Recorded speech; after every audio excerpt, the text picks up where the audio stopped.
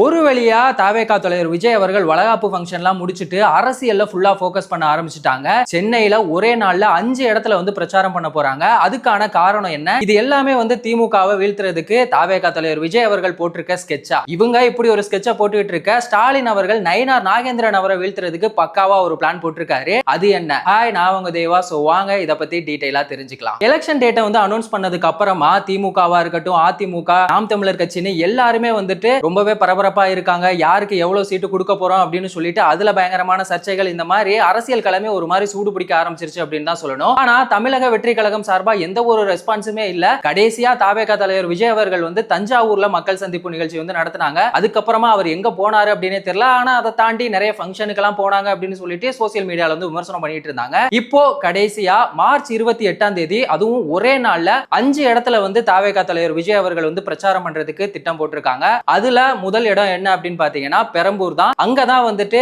இந்த 2026 சட்டமன்ற தேர்தல்ல விஜய் அவர்கள் வந்து நிக்க போறாங்க. அங்க விஜய் அவர்கள் நிறைய விஷயங்களை வந்து பேச போறாங்க. இங்க வந்து 10ல இருந்து 1 மணி வரைக்கும் இந்த பிரச்சாரத்தை வந்து அவங்க பிளான் பண்ணிருக்காங்க. ஏன்னா அவரு நிக்க போற தொகுதியா, சோ அதனால அந்த மக்கள்கிட்ட வந்து நிறைய விஷயங்களை பேசணும். அங்க மக்கள் என்ன மாதிரியான பிரச்சனைகள் எல்லாம் வந்து சந்திக்கிறாங்க அப்படிங்கறதெல்லாம் எடுத்து பேசினா மட்டும்தான் அந்த தொகுதியில அவர் வந்து ஜெயிக்க முடியும். இப்போ ரீசெண்டா சேகர் பாபு அவர்கள்ட்ட வந்துட்டு தாவேகா தலைவர் விஜய் அவர்கள் வந்து பெரம்பூர் தொகுதியில நிக்கிறாங்களே, அதுனால திமுகவுக்கு ஏதாவது பாதிப்பு வருமா அப்படின்னு கேட்டா அதெல்லாம் ஒண்ணுமே ஆகாது, இந்த முறையும் நாங்க தான் ஜெயிப்போம் அப்படின்லாம் வந்து சொல்லியிருக்காங்க. சோ இந்த தொகுதியில அவர் ஜெயிப்பாரா அப்படிங்கறதெல்லாம் இந்த எலெக்ஷனை பொறுத்து தான் முடிவு பண்ண முடியும். இங்க விஜய் அவர்களுக்கு பாசிட்டிவா இருக்க விஷயம் என்ன அப்படின்னு பாத்தீங்கன்னா யங்ஸ்டர்ஸ். அது மட்டும் இல்லாம ஒரு மாற்று அரசியலை பெரம்பூர் தொகுதி மக்கள் வந்து விரும்புறாங்க. அதுக்கு முக்கியமான காரணம் என்ன அப்படின்னு பாத்தீங்கன்னா இந்த ஆம்ஸ்டாங் கொலை வழக்கு. இதுல திமுக மேல அந்த பெரம்பூர் தொகுதி மக்கள் வந்து ரொம்பவே காண்டில் இருக்காங்க. அது மட்டும் இல்லாம இங்க ஒரு மாற்று அரசியல் வேணும் அப்படிங்கிறது தான் இருக்கு. ஏன்னா இங்க மூணாவதா ஒரு மிகப்பெரிய கட்சியா யார் இருக்காங்க அப்படின்னு பாத்தீங்கன்னா நாம் தமிழர் கட்சி தான் இருக்காங்க. சோ அதனால தாவேகா தலைவர் விஜய் அவர்கள் இந்த தொகுதியில ஜெயிக்கிறதுக்கு ரொம்பவே அதிகப்படியான வாய்ப்பு இருக்கு. அதை அவர் சரியா பயன்படுத்திக்கிட்டாரு அப்படின்னா நல்லபடியா தான் இருக்கும். அடுத்து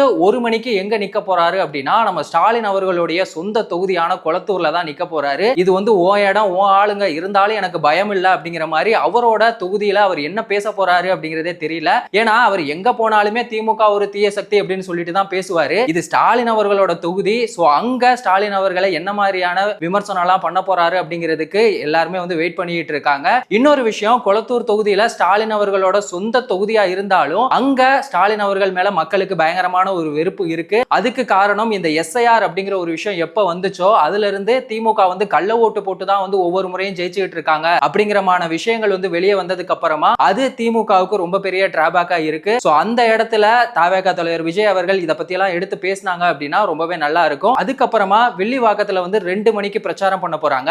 வில்லிவாக்கம் தொகுதியில வந்துட்டு ஆதவர்ஜுனா அவர்கள் நிக்க போறாரு. எனக்கு என்ன மாதிரியான ஒரு சப்போர்ட் கொடுக்குறீங்களோ அதே மாதிரி ஆதவர்ஜுனா அவருக்கும் கொடுத்தீங்கன்னா நல்லா இருக்கும் அப்படின்னு சொல்லி கண்டிப்பா பேசுவாரு. ஏன்னா இதை வந்துட்டு நீங்க நான் நிக்கிறேன் என்னோட கட்சி சார்பா நிக்கிறாங்க அப்படின்னு பார்க்காம இது வந்து நம்மளோட தமிழக வெற்றி கழகம் கட்சி அப்படின்னு பாத்தீங்கன்னா ரொம்ப நல்லா இருக்கும் அப்படின்னு சொல்லிட்டு அங்க சில விஷயங்கள் எடுத்து பேசுறதுக்கு வாய்ப்பு இருக்கு. வில்லிவாக்கத்துல யாரு இருக்கா அப்படின்னு பாத்தீங்கன்னா இந்த நடுத்தர மக்கள், அடித்தட்டு மக்கள் தான் இருக்காங்க. அவங்க சந்திக்கிற பிரச்சனைகளையும் எடுத்து பேசினா ரொம்பவே நல்லா இருக்கும். அதுக்கப்புறமா 3 மணிக்கு வந்து அண்ணா நகருக்கு வந்து பிளான் பண்ணியிருக்காங்க.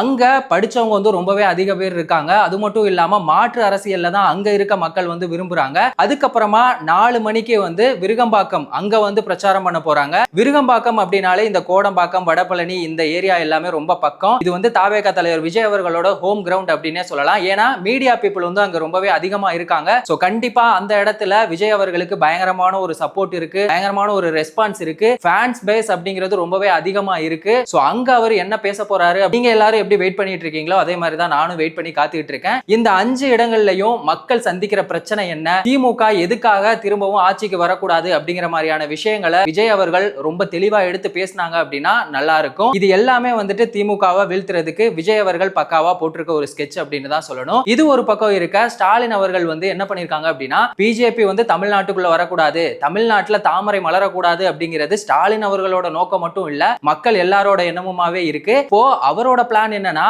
நயினார் நாகேந்திரன் அவர் வந்து நிக்க போற தொகுதியில அவரை தோக்கடிக்கணும் அப்படிங்கிறது தான் ஸ்டாலின் அவர்களோட பக்காவான ஒரு பிளானா இருக்கு. நயினார் நாகேந்திரன் எப்பவுமே வந்துட்டு திருநெல்வேலி தொகுதியில தான் வந்து நிப்பாரு. இப்போ அவர் திருநெல்வேலி தொகுதியோட எம்எல்ஏவாவும் இருக்காரு. இந்த முறையும் அந்த தொகுதியில தான் போட்டி போட போறாரு அப்படின்னு சொல்லி நினைச்சா அங்க அவர் நிக்கல. ஆனா விருதுநகரோட சாத்தூர் தொகுதியில அவர் வந்து நிக்க போறதா சொல்லியிருக்காங்க.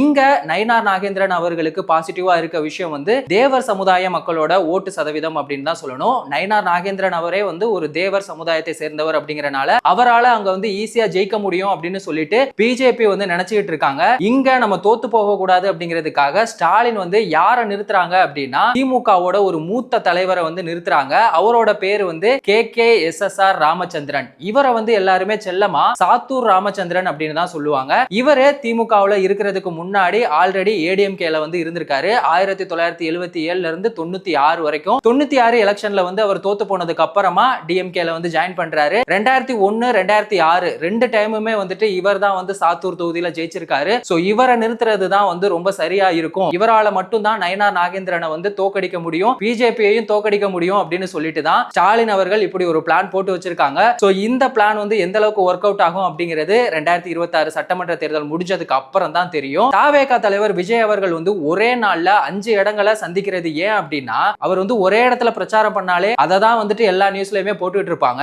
ஒரே நாள்ல 5 இடத்துல நிக்கிறாரு அப்படின்னா சோசியல் மீடியாவே வந்து அவரோட கண்ட்ரோல்ல வந்துரும். அதுக்காக தான் அவர் இப்படி ஒரு பக்காவா பிளான் போட்டிருக்காரு. சோ இத பத்தி நீங்க என்ன நினைக்கிறீங்க அப்படிங்கறதையும், நயினார் நாகேந்திரன் நிக்கிற தொகுதியில KKSSR ராமச்சந்திரன் அவரை வந்து ஆப்போனண்டா ஸ்டாலின் அவர்கள் நிக்க வைக்க போறத பத்தியும் உங்க கருத்து என்ன அப்படிங்கறத மறக்காம கமெண்ட் செக்ஷன்ல சொல்லுங்க. வேறொரு வீடியோல வேறொரு கண்டென்ட்ல திரும்பவும் சந்திக்கலாம்.